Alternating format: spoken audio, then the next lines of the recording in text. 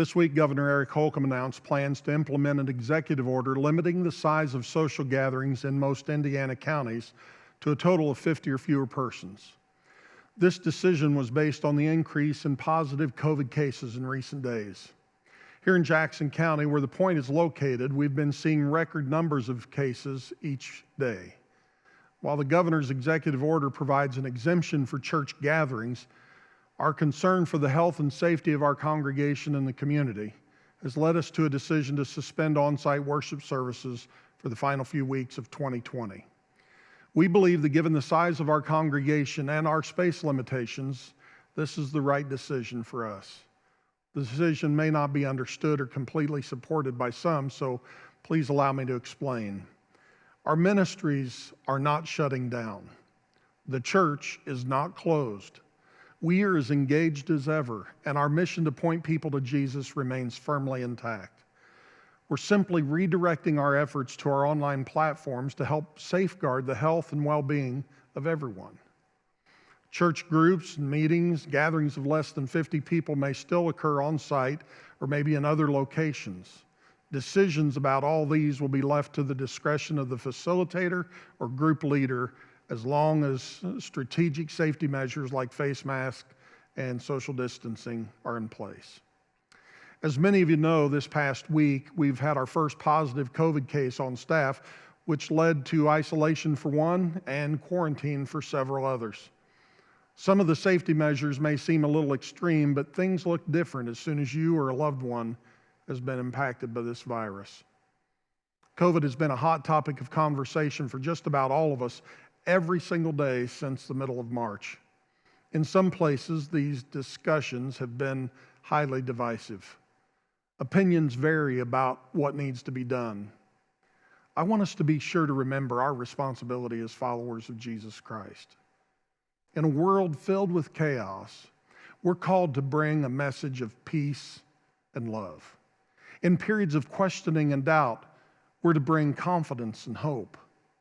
In a season of isolation and despair, we are called upon to represent Christ. Romans chapter 8, verse 28 reminds us that God causes everything to work together for the good of those who love Him and are called according to His purpose. So the question is, does Romans 8:28 apply to the coronavirus? I believe that it does.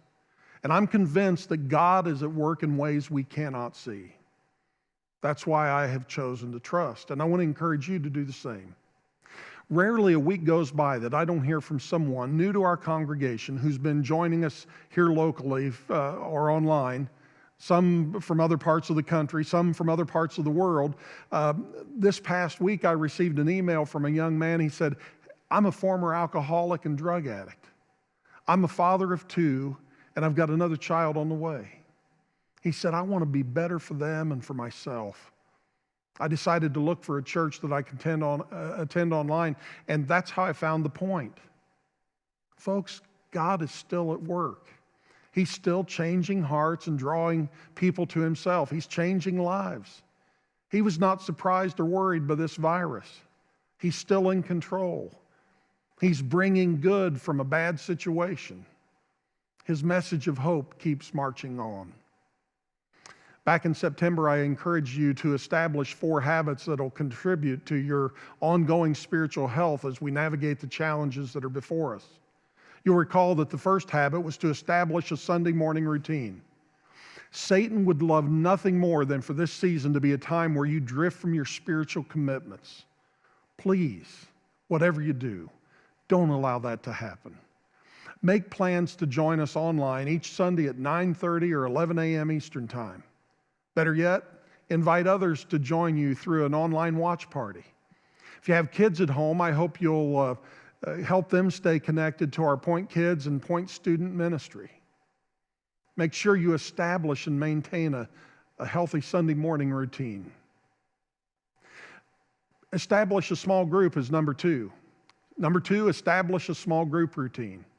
Several groups are still meeting in person while observing social distancing guidelines, but others have chosen to meet online. Whatever you do, I hope you'll continue your commitment to your small group. If you're not in a small group, but would like to be, give us a call at the church so that we can guide you to the right group for you. The third habit, make sure you're keeping your kids connected. This is so very important. I'm speaking to parents and caregivers. Please, please, please be sure you're connected to the Point Kids and the Point student activities. You'll find out everything you need to know on their pages, on our Facebook page, and on the website at gotothepoint.com. If you have middle school or high school students, encourage them to participate in their small group. But whatever you do, please don't make church optional for your kids. We have an outstanding team of leaders who are doing their absolute best to make sure preschool, elementary, middle, and high school experiences are exceptional. Please make sure you help your kids establish healthy, consistent spiritual discipline at this very critical stage in their lives. The fourth and final habit, please pray for your church and do it every single day. Folks, an unprecedented opportunity is before us. Even though it feels like some doors are closed, God is opening other doors of opportunity right before us. That's just the way He works. We want to be prepared to seize the unique opportunities that surround us during this unusual season in our lives and in this world. While some may feel like the sky is falling, I believe many adults, students, and children are going to become followers of Jesus Christ through this season, as a result of this season. Over the past few months, we've seen so much hatred and judgment and division in our world. I want to tell you, it's time for us to pull together. It's time for the church to be the church. As Christians, we've been called to be the salt of the earth. As Jesus followers, we're to let our light shine. We want to consistently live out the great commandment by loving God and loving others well. So I want to ask you a question. I hope you'll give it careful consideration. Ask it personally. Am I glorifying God by my words, by my actions, by my attitudes, and my posts on social media during this time? I mean, we can all attend church every Sunday, pray every day, study the Bible, but if we're not loving people as we've been called to love, our religion is useless. I mean, what does love require of us in this season of chaos? Are we truly loving like Jesus calls us to love? See, without love, our profession of faith really doesn't mean a thing. Remember, Jesus shed His blood for all people. And then He gave us that radical command in John 15:12, love each other in the same way that I've loved you.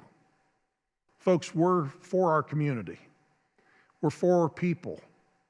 And that's why we've made a very difficult decision to suspend in-person services for the time being. It's not something that I desire. It's not what any of our leaders want, but it's not about us. We're doing our best to do the right thing given the current circumstances. I look forward to the day that COVID-19 is in the rearview mirror for all of us. But until then, let's make sure we maintain the right attitude and the proper focus. And let's make sure that we're loving our neighbor well. If we do this right, we'll get through it together. And I believe we'll be better for it. I pray it will be so, don't you? Thanks for watching.